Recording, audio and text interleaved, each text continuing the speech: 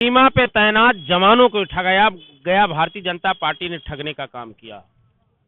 कहीं धर्म के नाम पे, कहीं गाय के नाम पे, कहीं गंगा के नाम पे, कहीं ब्राह्मण के नाम पे, कहीं अगड़े के नाम पे, कहीं पिछड़े के नाम पे, कहीं भ्रष्टाचार के नाम पे। निष्पक्ष चुनाव अगर हो जाए, नौजवान रोड पे, किसान रोड पे, महिलाएं रोड पे, 69,000 शिक्षक भर्ती रोड पे, आंगनबाड़ी वाले रोड पे। लोकसभा चुनाव का बिगुल बज चुका है। समाजवादी पार्टी और इंडिया गठबंधन और भारतीय जनता पार्टी जो है लगातार जो प्रत्याशी उनके मैदान में उतारे गए वो लगातार अपने क्षेत्र में चुनाव प्रचार कर रहे हैं। लेकिन जनता के मन में क्या है, जनता के मूड क्या है, जनता इस बार क्या इंडिया गठबंधन और एनडीए में से किसको चुनेगी, इस मुद्दे को लेकर बात करते हैं। आज हमारे साथ मौजूद है। आपको क्या लगता है, इंडिया गठबंधन क्या इंडिया को टक्कर दे पाएगी? देखिए, जनता टक्कर दे रही है और जनता की आवाज इंडिया गठबंधन लड़ रही है भाजपा से। जिस तरह से पूरे देश में आज नौजवानों को ठगा गया, किसानों को ठगा गया, महिलाओं को ठगा गया, व्यापारियों को ठगा गया, अधिकारियों को ठगा गया, सीमा पे तैनात जवानों को ठगाया गया। भारतीय जनता पार्टी ने ठगने का काम किया। कहीं धर्म के नाम पे, कहीं गाय के नाम पे, कहीं गंगा के नाम पे, कहीं ब्राह्मण के नाम पे, कहीं अगड़े के नाम पे, कहीं पिछड़े के नाम पे, कहीं भ्रष्टाचार के नाम पे।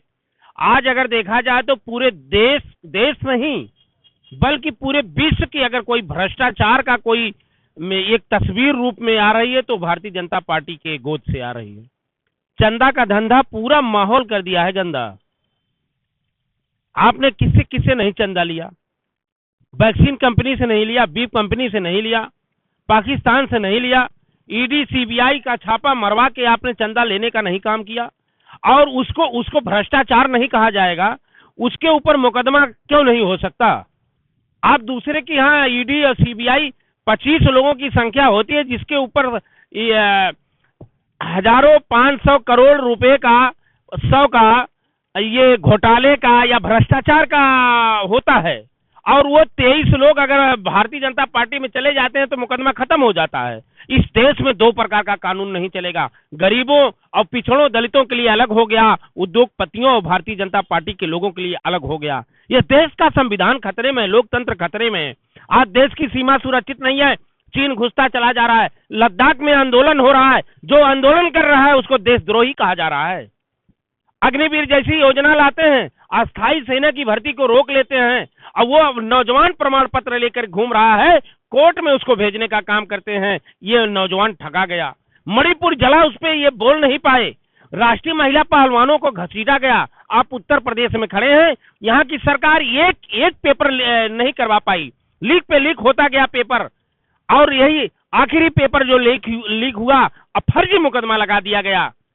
अब बाद में सरकार मानती है कि पेपर लीक हुआ, उससे पहले अगर नौजवान ने आवाज उठाया तो उसके ऊपर डीएम साहब ने मुकदमा लगा दिया। आज भी मुकदमा कायम है। नौजवान बेरोजगार हो गया। आप उसको क्या बनाना चाहते हैं? हिंदुस्तान को कहां लाना चाहते हैं? दूसरे दुखी देशों में 12वें नंबर पे भारत आके खड़ा हो गया। विकासशील की सूची से इसका नाम खत्म हो गया। कोरोना महामारी में आपने क्या दिया? पैरासीटामॉल नहीं दिया। लाशें गंगा में पट गई, कौवा कुत्ता नोच के खाए। यह भारतीय जनता पार्टी का जुमला पाखंड सबके सामने आ गया। इसलिए चुनाव देश के बचाने का चुनाव, संविधान बचाने का चुनाव है। यह पार्टी और व्यक्ति का किसी का चुनाव नहीं है। जैसे एक बार देश की आजादी में देश के लोग एक हुए थे और एक होने के बाद बहुत लोगों ने अपने प्राणों की आहुति भी दिया। आज देखिए विपक्ष के रूप में, जिसे आप विपक्ष कहते हो, आज वो जेल में जाने का काम कर रहे हैं। फर्जी भेजा जा रहा है उनको फर्जी भेजा जा रहा है। फर्जी ईडी सीबीआई आईटी उनके ऊपर क्या क्या बयान किया जा रहा है।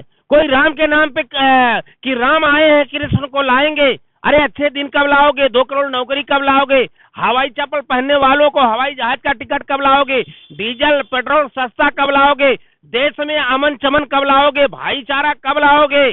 ये मुद्दा जब इनको आना होता है तो बड़े बड़े जुमले दिखाते हैं। फिर जब उस मुद्दे को भड़काना होता है तो धर्म का आड़े लेके खड़े हो जाते हैं। यही असल मुद्दा तो यही है। आप तो संत हैं, अब तो राम मंदिर भी बन चुका है। असल आपकी नाराजगी किन सब चीजों को लेकर है? क्या ये राम मंदिर बन गया है तो आप लोगों को क्या इससे ज्यादा भी कुछ चाहिए था? हम लोगों को केवल मंदिरें चाहिए। अगर हम लोगों की केवल मंदिर के लिए साधना थोड़ी कर रहे हैं। मंदिर एक हमारा आस्था का विषय है।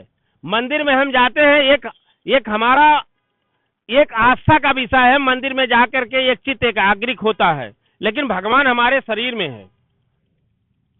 और जिस राम मंदिर की बात कर रहे हैं, क्या वो पूरा मंदिर बन गया?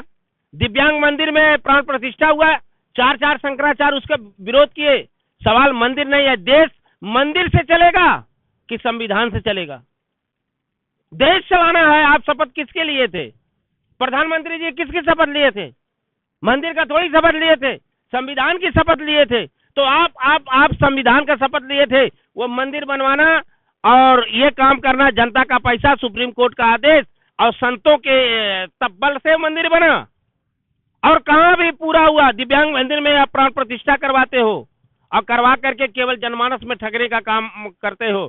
और राम मंदिर और हिंदुत्व के नाम पे भारतीय जनता पार्टी को लहर वहर नहीं है, वो लहर चली गई, घर घर मोदी, हर हर मोदी। बीजेपी तो 80 की 80 सीटें जीतने के वो तो 400 पार जीत रहे हैं, तो जयंत के चरणों में क्यों चले जा रहे हो? आप 80 की मत करो, 400 की बात करो।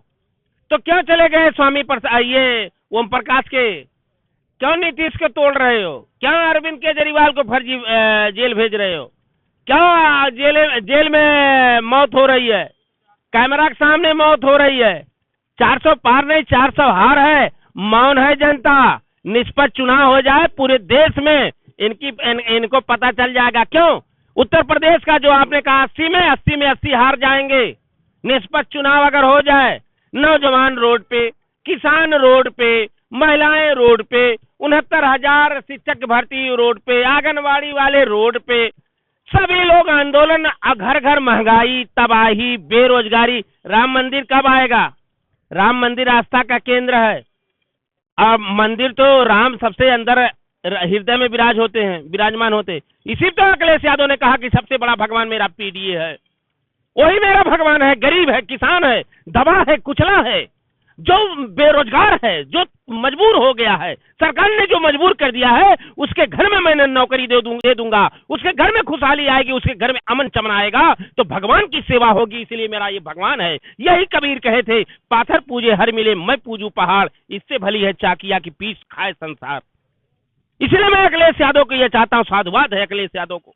अखिलेश यादव, आप आगे बढ़ो। आपकी विचारधारा में कबीर दिखाई देते हैं, रविदास दिखाई देते हैं, महात्मा बौद्ध दिखाई देते हैं, डॉक्टर राम मनोहर लोहिया और श्रद्धेय नेताजी की पूरी आभा आपके अंदर से बोलती है। तो आपको क्या लगता है इस बार बीजेपी जो है उत्तर प्रदेश हमें नहीं लगता, पूरे देश को लगता। क्या आपको नहीं लग रहा है कि भाजपा ने क्या किया? 15 लाख लाए, बीफ कंपनी से कौन चंदा लिया? आप बताए, राम मंदिर बना दिया, आपने सही सवाल किया। अब बीफ कंपनी से चंदा कौन ले लिया? विपक्ष तो नहीं लिया, अखिलेश जी लिए, केजरीवाल लिया, ममता बनर्जी लिया, कौन लिया? आप इधर गौ माता की पूजा करवा रहे हो।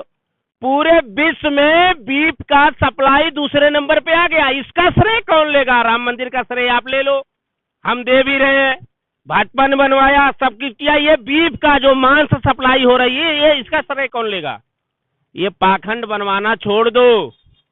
अरे राम है, घट में है सूझे नहीं, लानत ऐसा जिंद, तुलसी इस अंधभक्तों को हुआ मोतिया बिंद। तो आप देख सकते हैं साधु संतों में भी नाराजगी जो साफ तौर पर है। इनका साफ तौर पर कहना है बीजेपी जो 400 पार का नारा दे रही है, वो ऐसे ही दे रही है। वो 400 पार नहीं, वो 400 हार है।